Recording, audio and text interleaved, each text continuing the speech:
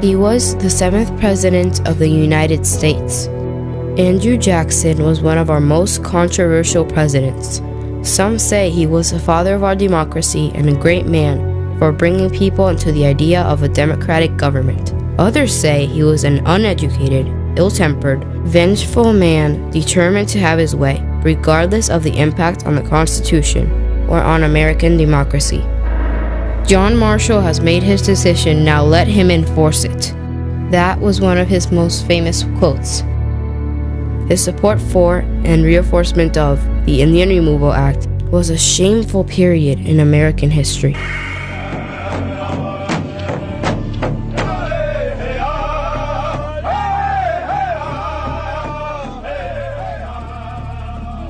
Thesis statement.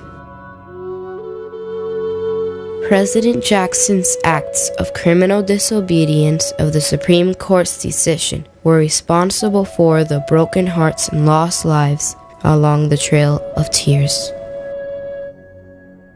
Early history and conflict.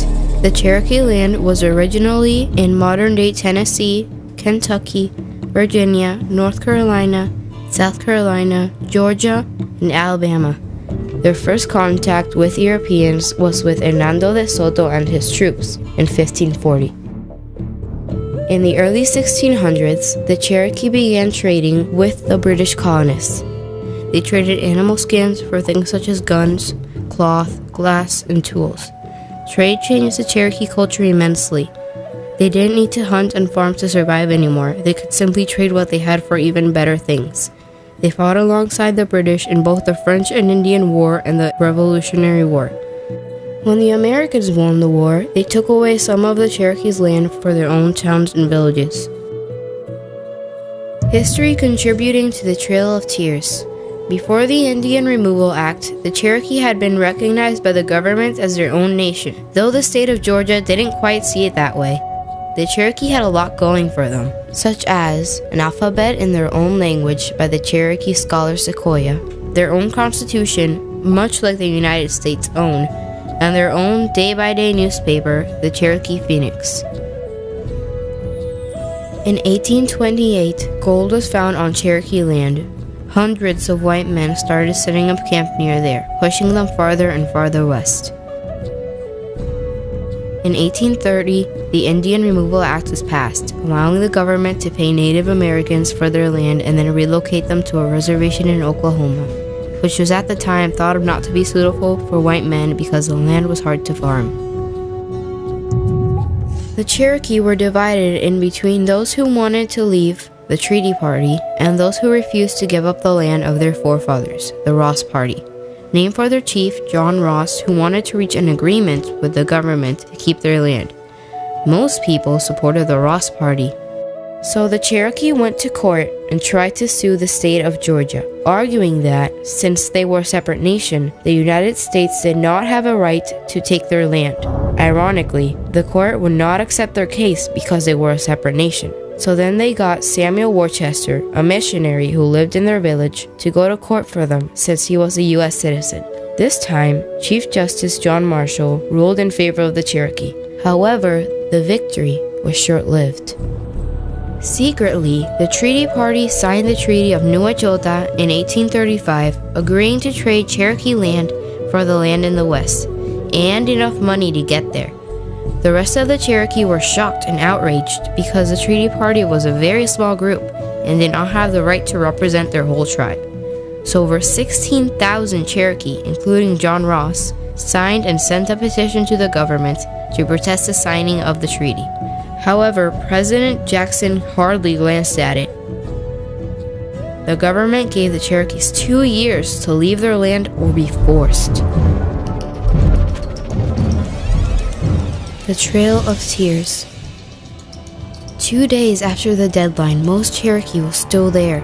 President Jackson sent General Winfield Scott and 7,000 soldiers to remove them from their homes and lead them west.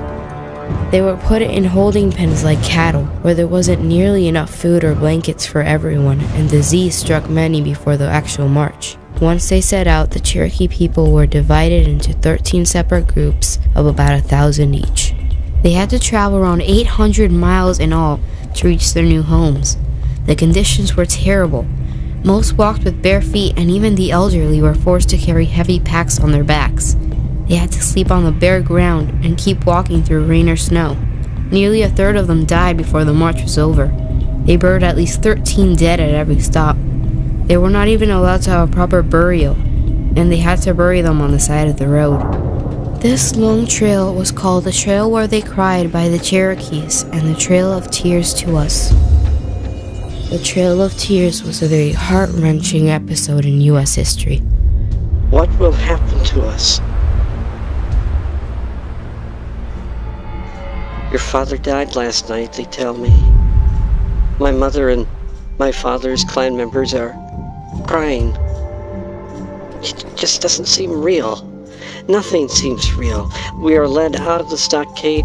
The guards all have guns and are watching us closely. We walk. My mother keeps me close to her.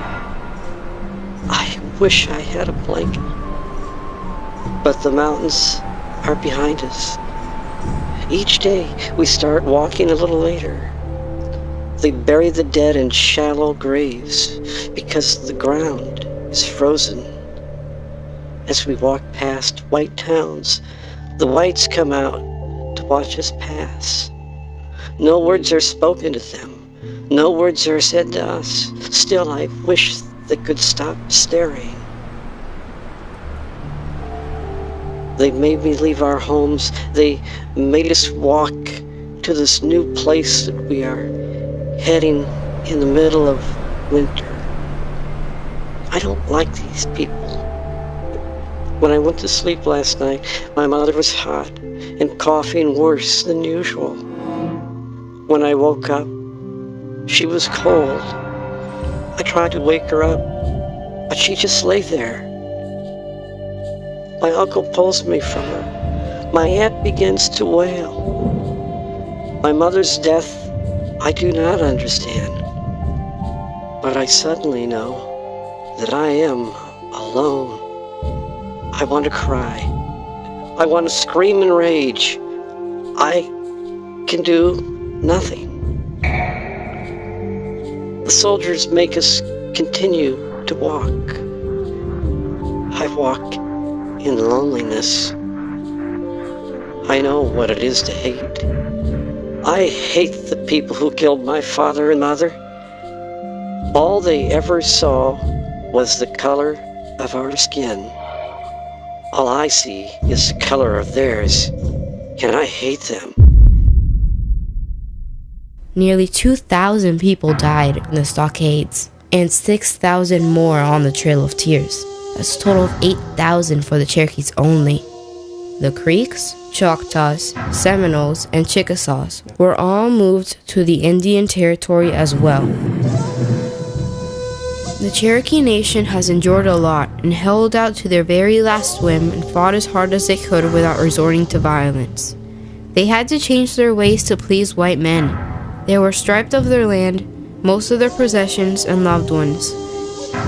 Although President Jackson believed he was making the right decision for the United States by removing the Cherokee from their land in what was supposed to be a humane manner, ultimately for the Cherokee, it became the Trail of Tears.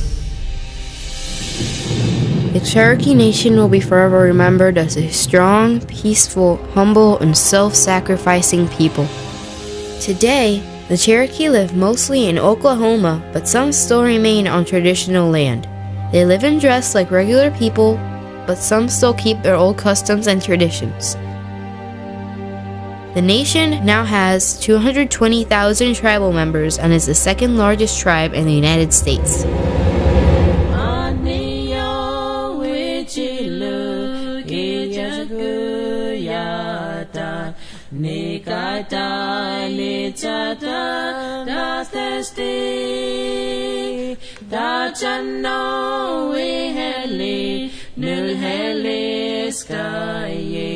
Ayachi sayaki doli chaya Ayachi sayaki doli chaya